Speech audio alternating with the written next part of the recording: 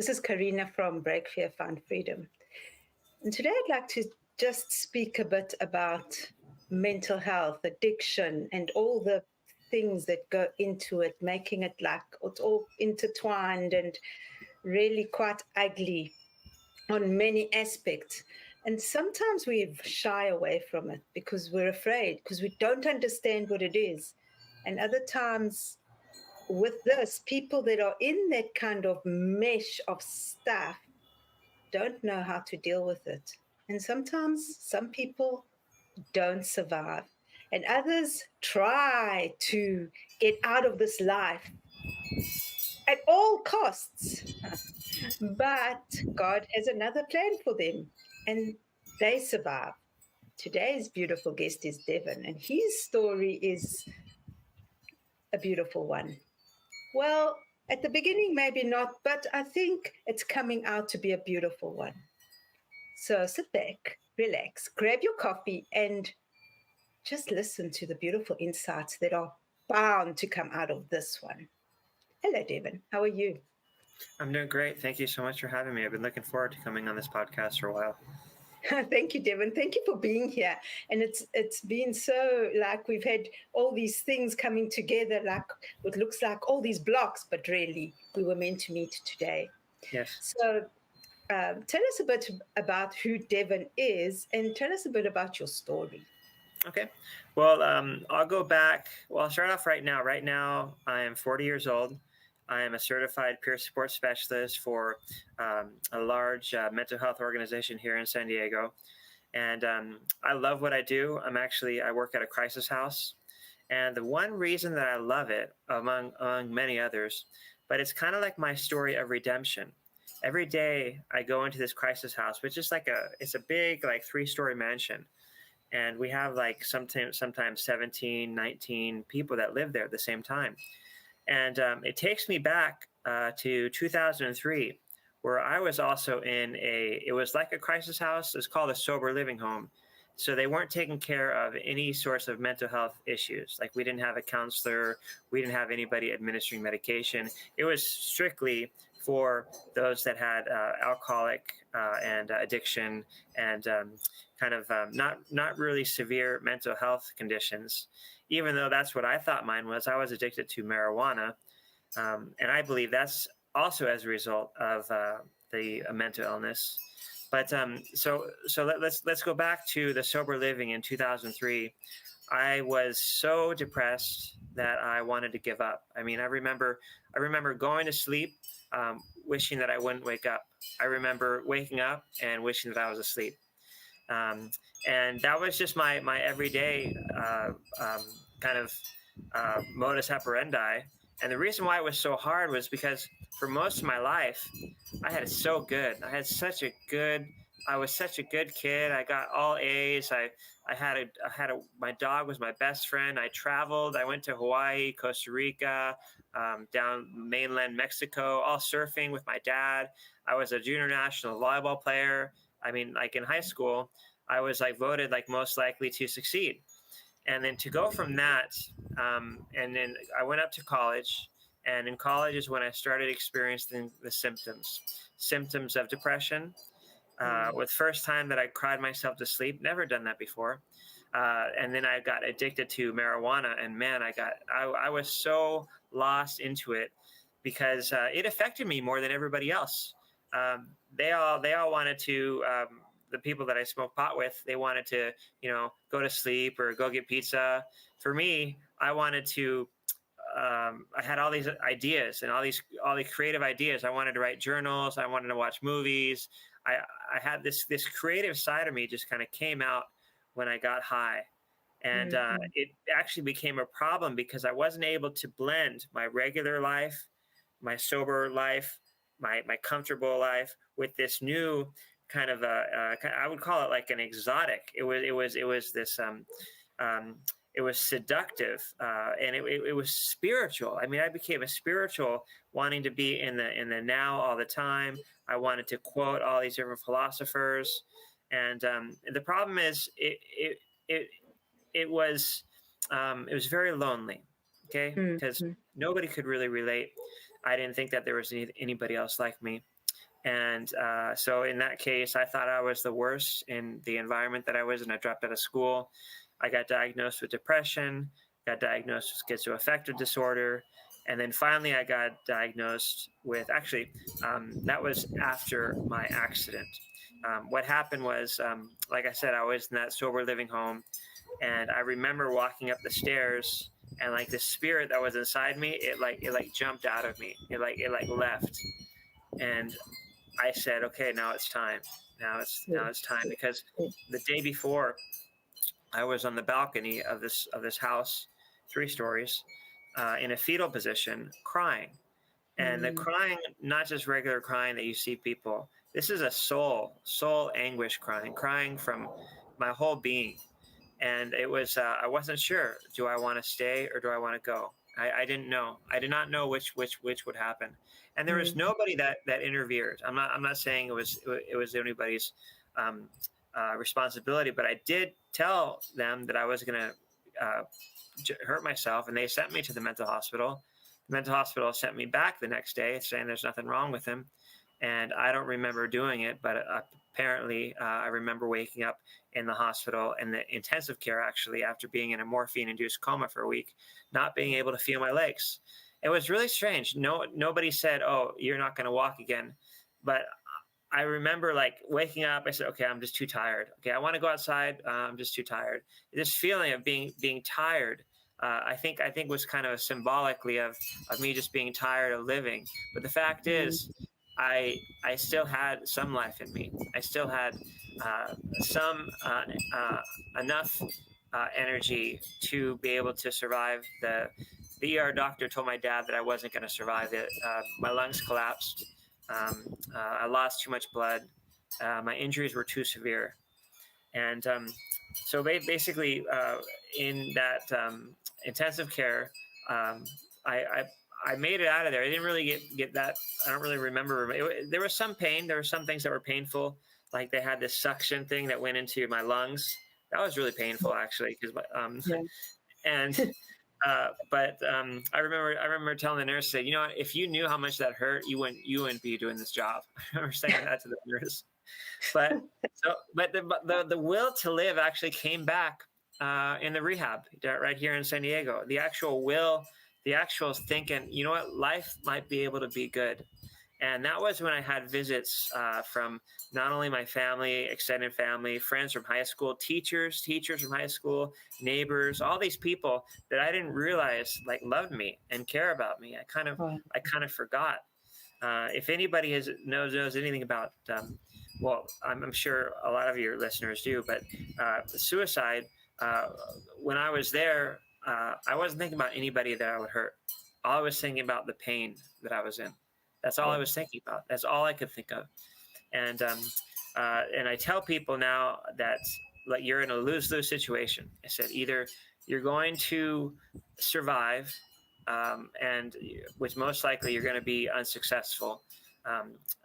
Actually, how do I start? I said probably you are not going to be successful, in which case you're going to cause yourself a lot of pain. And then the other case, you are successful, you're going to cause a lot of other people pain, and that pain there is never going to go away. So I've counseled that to others, and as far as I know, they're still here. But going back to that rehab hospital and that will to live, I look back, I light up talking about that, because that was my transformation experience. Being there, the things that happened there was absolutely eternal changing. I remember certain moments, like for instance, my psychiatrist that I really liked. Actually, he came in the room, and he just had this distinguishing kind of presence about him. And I looked up at him, and I looked at myself in the wheelchair, and I said, "I can't believe I did this to myself. Like I put myself in the wheelchair." And it took that long to get that sort of insight. That to me, that shows what mental illness can do, about how it can block our insight, our understanding of the situation. And it's not just for me. A lot of others have that poor insight that's causing them to make decisions that are hurting them, and we don't know it. Sometimes I speak on behalf of my peers because those are my people. This is but okay. So that insight kind of came back where I realized I think I need help, and it took a while to get there. I didn't tell you. I could rewind all the things that happened to me before I went into that sober living home. After I dropped out of school and I got diagnosed, and I threw the medicine down the toilet, and then I went back to smoking pot every day, and I did some things then. I did some things that were very shameful, and I don't even like talking about them now because it's not who I am. That's not even when I was there, I knew this is not who I am, and I didn't have the full kind of the realization to remember who I was, and I mean I was very close to leaving this earth not knowing who I was, and that's an interest that's a very close to being a sad thing, and I think that the suicide is not everybody can understand it because not everybody's been there. But for those who have been there, we kind of understand each other. We understand the despair and the pain, and for those that survived, I would say that as far down as if we can go that far emotionally, physically, then we said, we can live that well. We can live that good of a life. That's what I believe, that we have a peak experience, and then we have an abyss experience, and then when we come up, we can actually experience peaks. And what I've learned to not go into that abyss experience. I've learned certain skills that I practice every day. Let's see if there's anything in the sharp rehab where that changed my life. It was the people. It was just the whole environment, the nurses, and I got born again. I got somebody shared with me a little book that I read, and I hadn't prayed for years, and I prayed, and I felt really comfortable, and so I kept praying and praying and praying and praying and praying. I don't remember going to sleep even. I prayed all these things that I was ever ashamed of. And the next day I felt like a different person. Even though I was in a wheelchair, I felt like I was 12 years old. And I was like, is this the way that God you wanted me to feel? Is this who I am? Is this my, and I just felt this sounding yes. And the lessons that I learned, number one, I have a purpose. Okay, just hold on, Devin. Sorry. Devin, let's just wait a bit, okay? I don't want to knock your flow, but I want to just, I just want to go back. I don't know. I just kept going until you. No, it's perfect. It's beautiful because I wanted everyone to hear your story. I want to go back. First of all, about suicide. It's interesting always to hear the different viewpoints, because as someone that I've experienced suicide, but from the other side, I found my uncle who gassed himself, right, and that was a horrific experience for me on so many levels. And you found your uncle. You said he gassed himself. Yes, but I got there too late, Okay. So it's a terrible experience for the people who like, for me, it was I lived on a whole lot of guilt for so many years, thinking that, oh, maybe I could have done something, maybe I should have seen the signs or whatever. So it's such a contentious kind of issue, and for you, and then you see it from your side, because you think, like, how bad can someone feel to do that to themselves? Because it's very difficult to understand. But if you've been in a depressive state, you can see the possibility of having that thought. Mm-hmm. So I just wanted to just add that, because it's nice to just have the juxtaposition. But what I wanted to ask you as well before is, like, what was the decision? What was that final point when you thought, you know what, I'm going into sober living. I've had enough of this. I'm doing.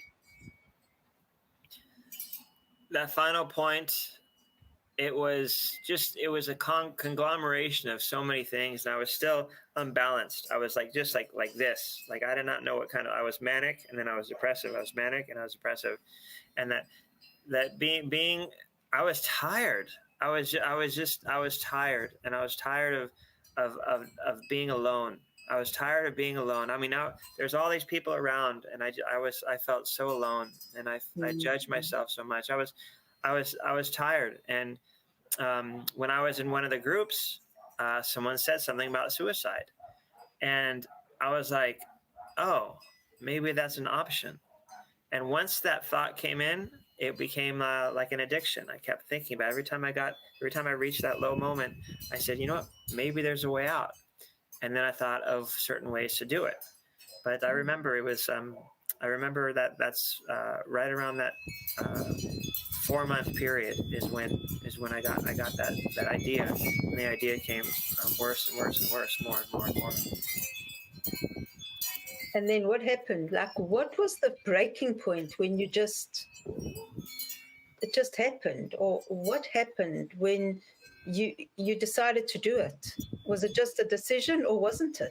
Was it something out of you, from outside of you? 3 days are out of my memory, Carina, but I do have a vision.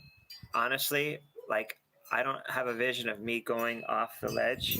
I have a vision of me being on the ledge and then stepping back because I was afraid.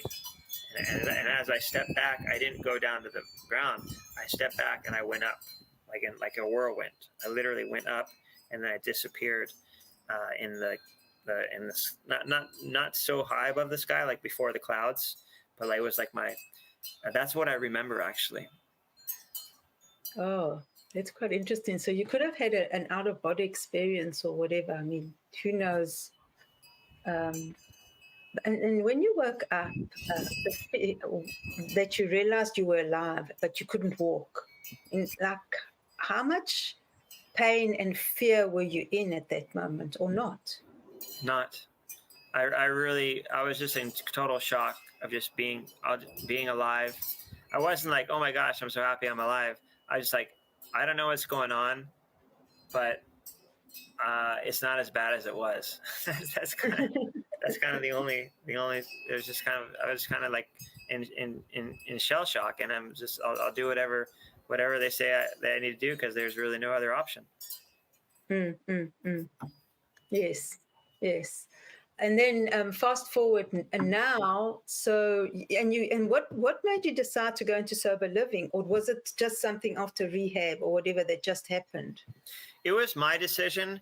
I went to a rehab for marijuana, and I got off the marijuana, and I wanted to start over. I wanted to leave my house. So it was me. It was my decision. I didn't ask for any help. And there was a guy that I met in the rehab that was living in the sober living. And so that was the connection. I went there because of him. Oh, okay. And was that the best decision you made, or? We didn't know. I mean, before I got into pot, my parents, they did not know what to do with me. I mean, I was a dropout. I had nothing. I mean, I was skateboarding in the driveway at 18 years old, not having any sort of volunteer, no job, nothing to fill my time. And they did not know. I mean, because I wasn't asleep. I was like awake for like 3 nights in a row. I was doing really weird things at home, and the rehab was something that my dad put me into. But after that, nobody knew what to do. Nobody had any solutions of where I could go, and the rehab or the sober living was the only thing that I knew. That's the only thing that I knew of. I did not know of any other thing. And now, man, if my parents knew what they know now, or if I knew then, it would have been totally different. There's lots of resources out there for mental health. It's just amazing. And like, I mean, I could go on and on how that's like my job is to hook people up with resources. So maybe that's a good point just to add, because we're talking about suicide. If someone is feeling like, I mean, of course, dial 911. We're not This is a disclaimer. We're not doctors or anything. So if there's a big problem, please dial 911.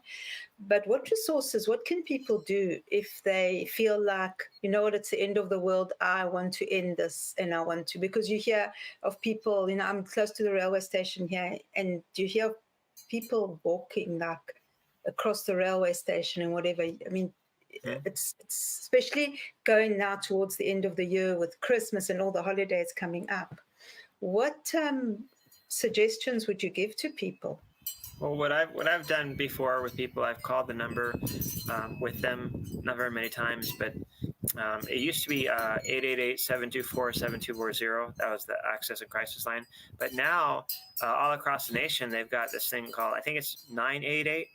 It's a three-digit number that you call for suicide prevention and helpline to talk to somebody or get resources. So that's what I would suggest, is calling that number and telling somebody. The worst for me was keeping it in because I didn't think anybody would understand, and I didn't think that if I did tell someone, then it wouldn't be my escape anymore. It was like my private kind of comfort, my private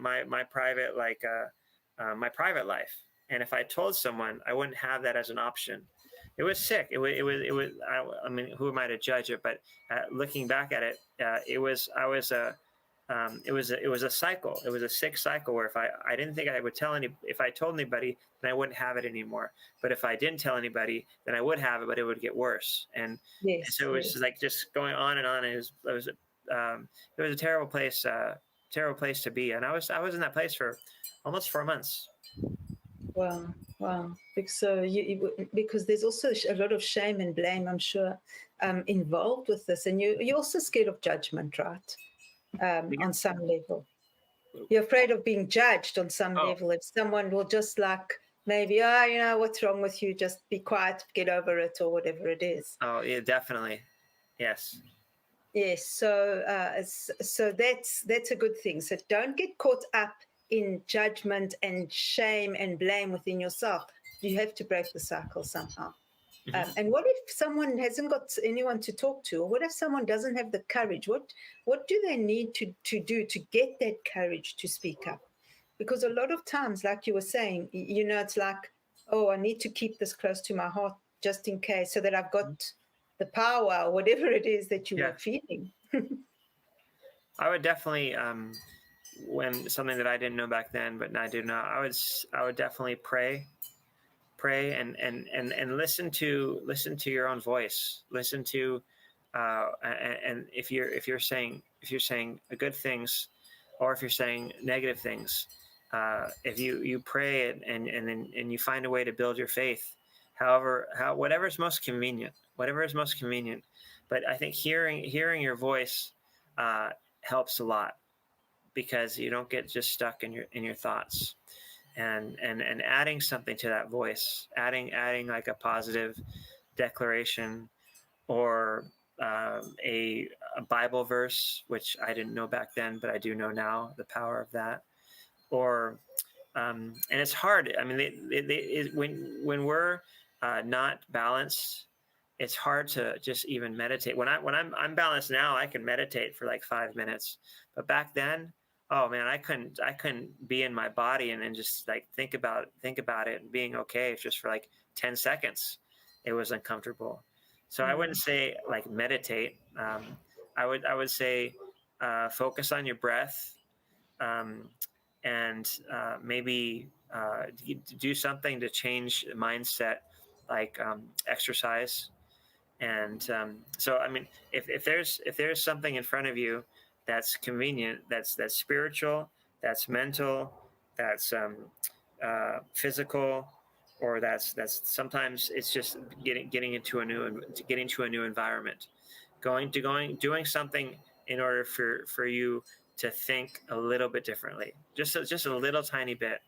And it doesn't take that much effort in order to make a big difference in your mindset. So tell me how, I mean, now you're in a wheelchair, right?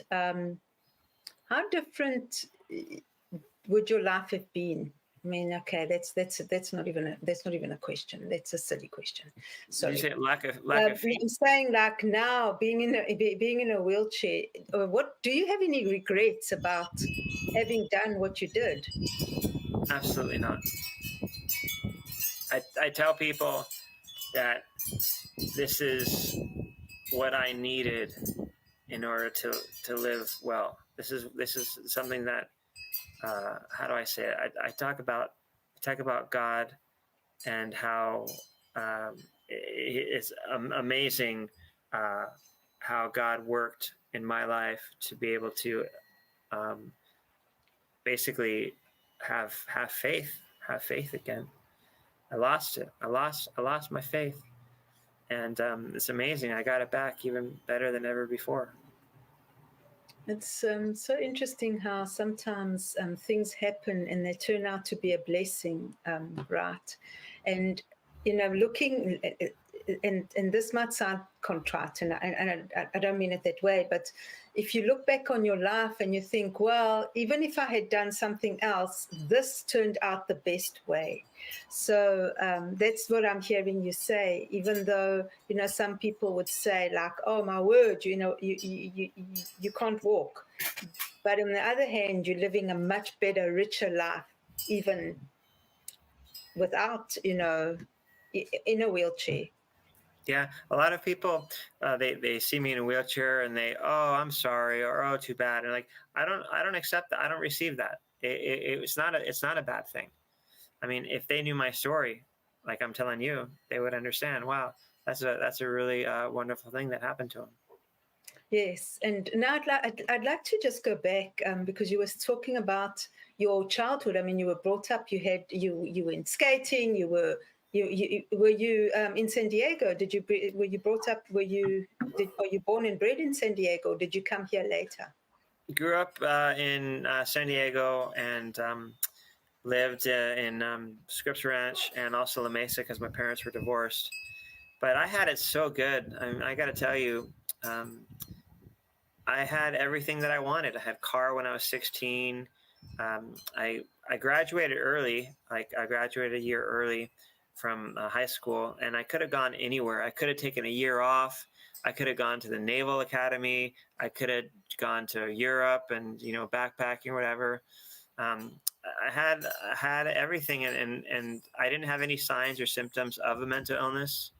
And then it was something that I was taught that the mental illnesses, they're biologically based, so there's like a genetic predisposition, but they're triggered by the environment. And I think that's completely true for me. My mom had depression. My grandfather, we think, had undiagnosed schizophrenia. So that's the genetically kind of connection. And then the stress at Berkeley and the marijuana, it really unlocked this monster. And I tell people, I said, it's the mental illness. I'm in a wheelchair because of it.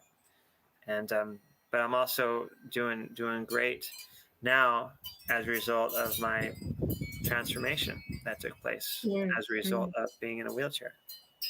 So what do you think the triggers were? The stress from at Berkeley, the marijuana. So it was all. So was it just one thing that finally just broke and caused it, or was it like a continual thing over a few months? What do you think it was?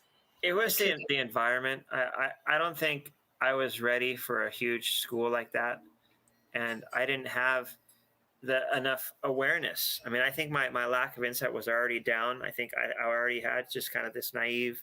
I was naive going into this, like a little fish in a big pond, and it was just a matter of time, because I didn't have any mentor. I didn't have any fraternity. I didn't have. I mean, I played on the volleyball team, but they were all potheads, and like the coach was like, it was not a positive experience. Let's put it that way.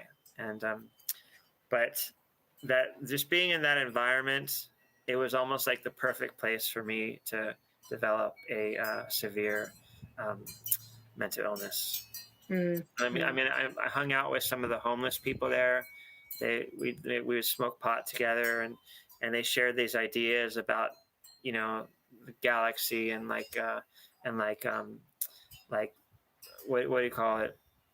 These really strange ideas about like politics and about the United States and about aliens and about all these things. And I engaged them, and because something inside me wanted to go where it was new, to go to explore. I had this Mm-hmm. like because I didn't have that teenage, that teenage rebellion stage where the teen goes out a little bit, and then the parents kind of bring him back. It was like, Yes. for me, I didn't have that teenage rebellion stage until I went off. I was no longer a teen. Actually, I was a late teenager, but I didn't have my parents. I didn't have any of that support to bring me back. So I went out a little bit too far.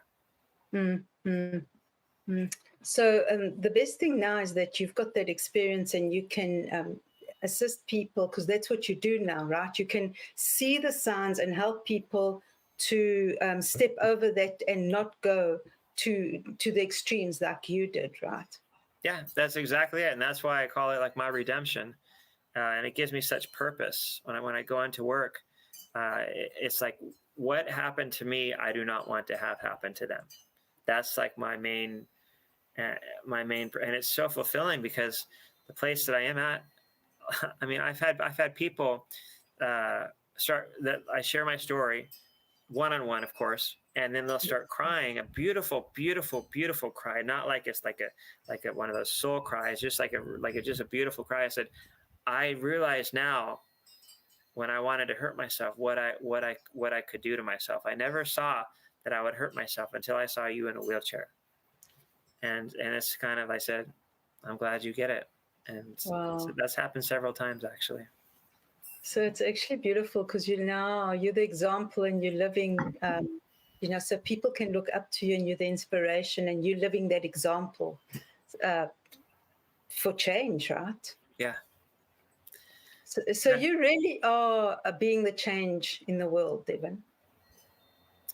Yeah, and I feel that. I feel that way. I think that change is so healthy. And for people that are stuck in depression, they're stuck in their own thoughts, stuck in the same mindset over and over. It's like, what is it going to take for them to change? And it's interesting. I think that I don't know very much about it, but like say like they're like really slight things of hallucinogens, or say like virtual reality, or say like there's different therapies that are coming out that I think are helping those that are stuck and so-called trapped in their own mind. And I really believe that it's getting better. We've all got a part to play. I've got my part to play, and mine is just to show up and, I listen, and the way I was taught as a peer support, I listen, and I listen, and people need that. They need to just know that they've been heard and have that presence about them. And then when it's time, I share the best of my story. So I won't go into the same details that I went out with you, but I'll go into it just with real, just kind of knowing that it's very raw. It's very raw. And sometimes, sometimes I'll meet a person and I'll share some of the brutal stuff. I'll share some of the the negative things that I did, or because that's where we meet. But other times it's very delicate, and it's very just listen, and have that presence. Is I think what people need that. People need like everybody, not just recovery, but everybody needs to have someone that will just really listen to them, and non-judgmental, and just kind of take it in where they're at. And so I've learned to do that. I've learned how to do that.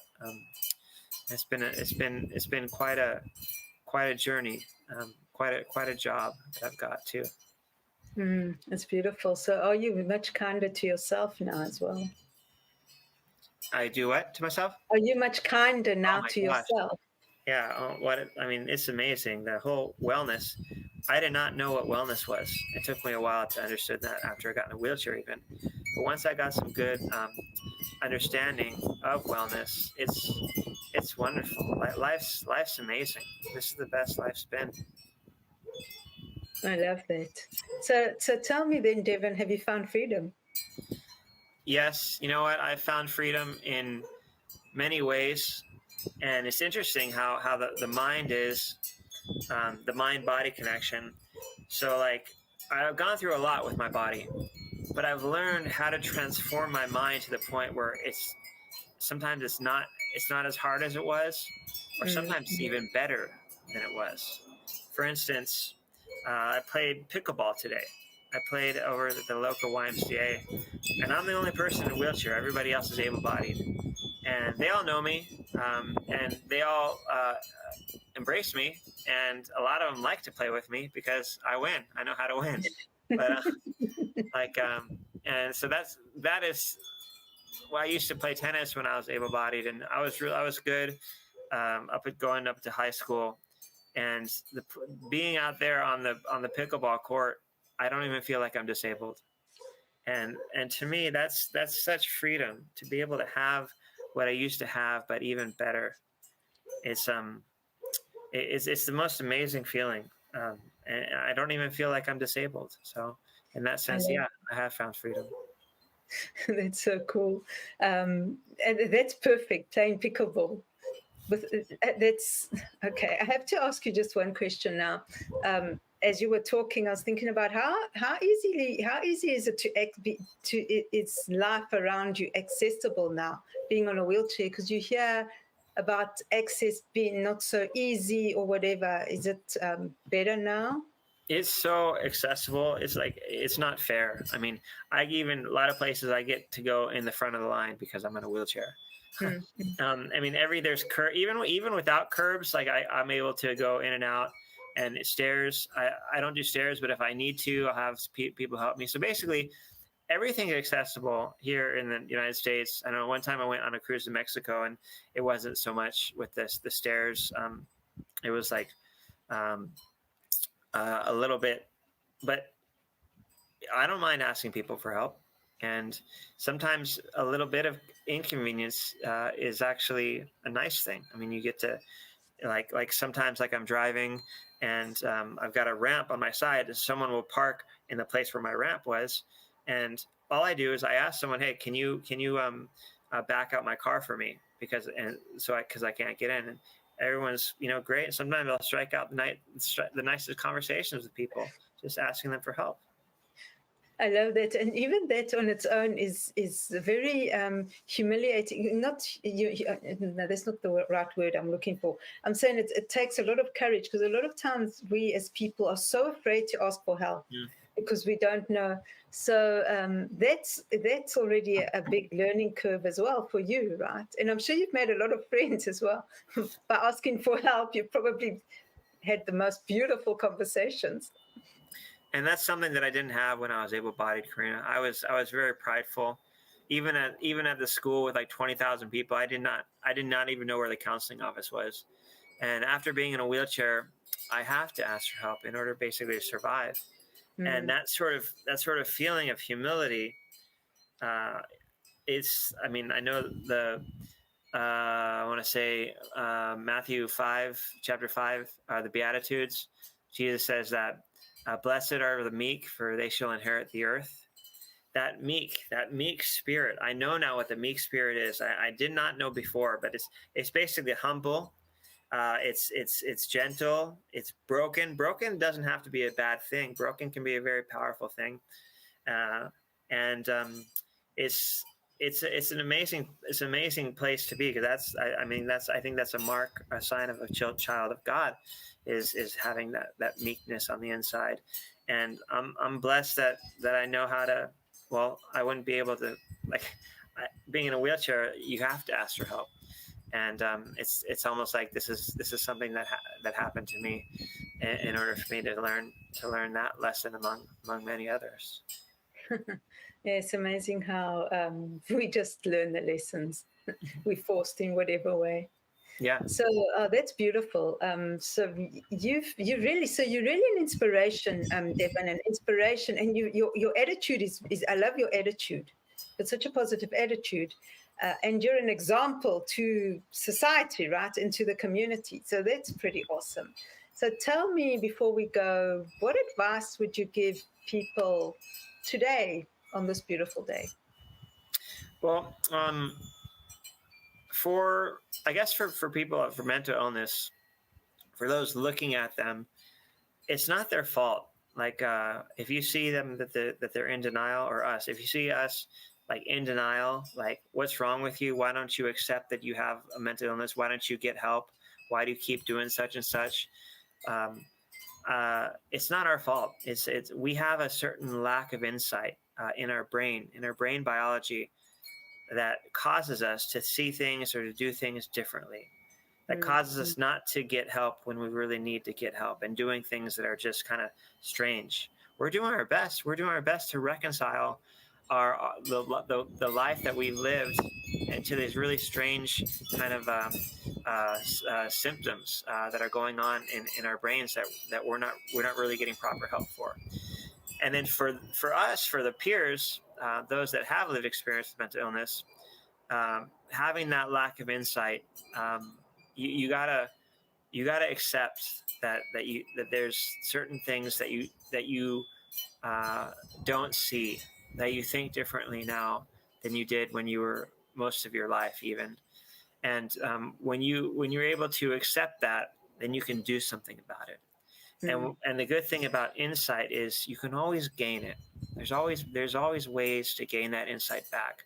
So give yourself some grace and some space and some hope that things will get better. Oh, thank you. So I'd say that if you see someone that's struggling, just give them your hand, right? Or your ear, and listen to them, and don't be afraid. Because I think fear, a lot of times people are afraid because they don't understand. So I'm glad. So thank you for clarifying all those things. It's been beautiful. Thank you so much, Devin, for this conversation. I loved it. It's been great. And thank you again for being such an inspiration and such a beautiful example to the world and being the change. Thanks for having me. I was looking forward to this. It was really, really nice. Thank you. Have a beautiful day. Thank you, everyone else. We'll see you soon. Okay. Bye for now. Bye. Thank you for watching this video. Now, if you go up there and you look, you will see there's the video you should be watching next. Thank you. See you soon.